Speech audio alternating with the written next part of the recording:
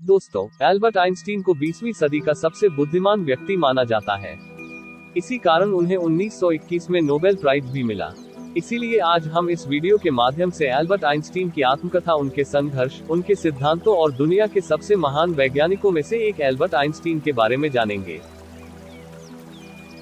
Albert Einstein का जन्म 14 मार्च 1879 Uloom, Gutenberg, German साम्राज्य में हुआ। इनके पिता का नाम हर्मन आइंस्टीन और माता का नाम पॉलिन आइंस्टीन था। एल्बर्ट आइंस्टीन का जन्म जर्मनी के एक यहूदी परिवार में हुआ था। उनके पिता हर्मन आइंस्टीन एक सेल्समैन और इंजीनियर थे जो बिजली के उपकरण सप्लाई करते थे। सन 1880 में हर्मन आइंस्टीन और पॉलिन आइंस्टीन उल्मा से 160 किलोमीटर दूर म्यूनिक में रहने आ गए। वहां सेटल होकर हर्मन आइंस्टीन और एल्बर्ट के अंकल जैकोब आइंस्टीन ने एक नई कंपनी की स्थापना की जो डायरेक्ट करंट डीसी के लिए बिजली के उपकरण बनाती थी। एल्बर्ट के जन्म के करीबन 2 साल बाद एल्बर्ट की बहन का जन्म हुआ, जिसका नाम उनके माता पिता ने माजा रखा। अपनी छोटी बहन को पाकर उनकी खुशी का कोई ठिकाना न रहा। एल्बर्ट सामान्य बच्चों से अलग थे क्योंकि उनका सर सामान्य बच्चों से काफी बड़ा था और उन्हें बोलने में भी काफी कठिनाई होती थी। कहा जाता है कि एल्बर्ट आइंस्टीन लगभग 4 सालों तक कुछ भी नहीं बोले, लेकिन एक दिन उनके माता पिता दंग रह गए जब वो खाना खा रहे थे तो पहली बार एल्बर्ट बोले कि सूप काफी गर्म है। पहली बार एल्बर्ट के मुख से कुछ सुनकर उनके माता पिता को बहुत खुशी हुई। बचपन में एल्बर्ट आइंस्टीन को शांत रहना और अकेले घूमना बहुत पसंद था। वो अपने उम्र के लड़कों के साथ नहीं खेलते थे, वो हमेशा प्रकृति और ब्रह्मांड के बारे में सोचते थे। जब एल्बर्ट 5 साल के हुए तो उनके जन्मदिन पर उनके पिता हर्मन आइंस्टीन ने उन्हें एक कंपास लाके दिया। चुंबकीय कंपास देखकर एल्बर्ट आइंस्टीन बहुत खुश हुए, लेकिन उनके मन में एक सवाल जन्मा कि आखिर क्यों इस कंपास की सुई हमेशा उत्तर दिशा की ओर रहती है। यही से ही एल्बर्ट आइंस्टीन के अंदर का एक जिज्ञासु इंसान जाग गया।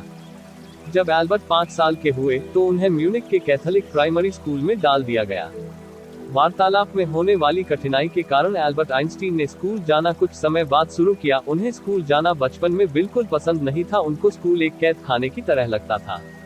एल्बर्ट आइंस्टीन ने वहां वायोलिन बजाना भी सीखा, कुछ अपनी अध्यापक से, कुछ अपने माता से। उन्हें धीरे धीरे संगीत से प्यार हो गया। उन्होंने अपने वायोलिन का नामकरण भी किया, वो अपनी वायोलिन को लीना कहते थे।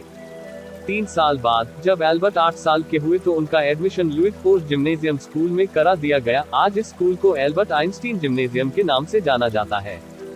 दोस्तों, हम सब जानते उस समय यहूदियों के लिए बहुत समस्याएं थी। एल्बर्ट आइंस्टीन एक यहूदी परिवार में जन्मे थे, इसी कारण उन्हें कई प्रकार की समस्याएं हुई।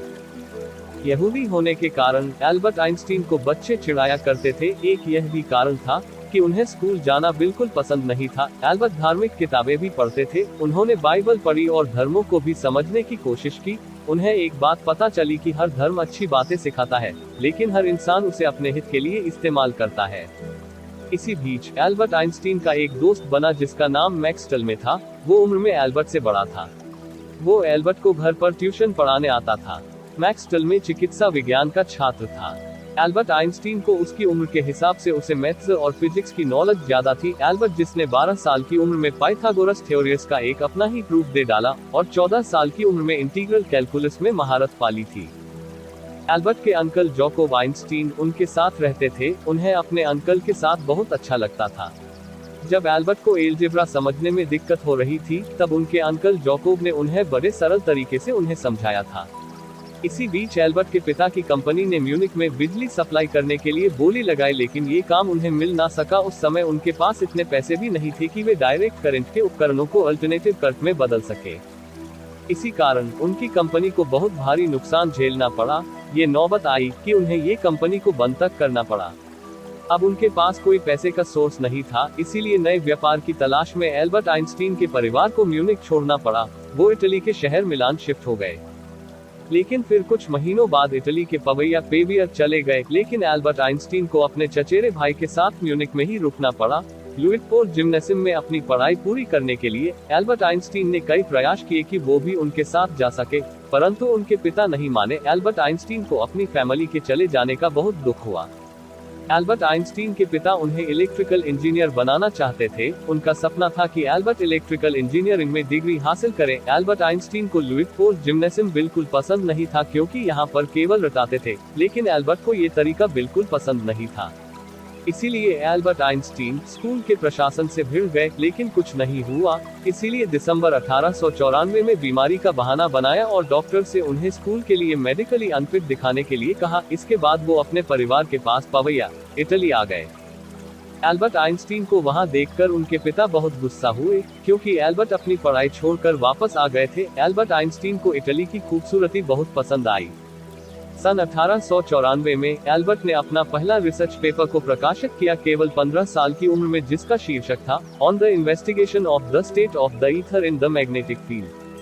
सन 1901 में एल्बर्ट को स्विस की नागरिकता मिल गई और सन 1902 में जब एल्बर्ट 23 वर्ष के थे, तब उनको स्विट्जरलैंड में बन के federal institute of intellectual property में एक असिस्टेंट एग्जामिनर लेवल 3 की नौकरी मिल गई।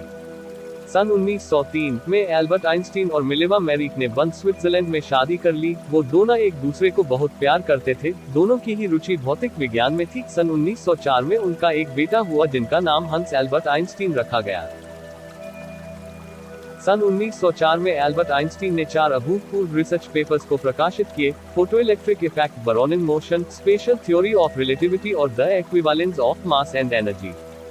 दोस्तों, ये ऐसे सिद्धांत थे जिन्होंने हमारी सोच को पूरी तरीके से बदल कर रख दिया। ये सिद्धांत उन्होंने ने केवल 26 साल की उम्र में दिए थे। फिर क्या था, एल्बर्ट की प्रसिद्धि बहुत बढ़ गई। फिर वो यूनिवर्सिटी ऑफ बर्न में प्रोफेसर बने। फिर एल्बर्ट आइंस्टीन सन 1909 में ज्यूरिच स्विट्जरलैंड चले गए। वहां पर उन्होंने यूनिवर्सिटी ऑफ ज्यूरिच में प्रोफेसर की नौकरी की। सन 1910 एल्बर्ट के दूसरे बेटे का जन्म हुआ, जिनका नाम एडवर्ड आइंस्टीन रखा गया। हालांकि एडवर्ड की 20 साल की उम्र में ही मृत्यु हो जाती है।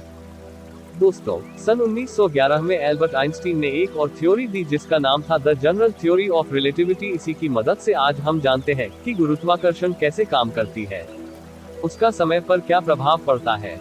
सन 1922 में उन्हें विश्व के सबसे बड़े पुरस्कार नोबेल प्राइज से सम्मानित किया गया, उनके प्रकाश विद्युत प्रभाव के लिए। एल्बर्ट आइंस्टीन ने नोबेल प्राइज के पैसे अपनी पूर्व पत्नी मिलेवा मेरिक को दे दिए, ताकि वो बच्चों का पालन पोषण कर सके। एल्बर्ट आइंस्टीन को अंतिम वक्त में काफी दर्द हुआ था और आंतरिक रक्तस्राव शुरू हो गई थी। एल्बर्ट आइंस्टीन की मौत प्रिंसटन के एक हॉस्पिटल में हुई थी, 76 साल की उम्र में।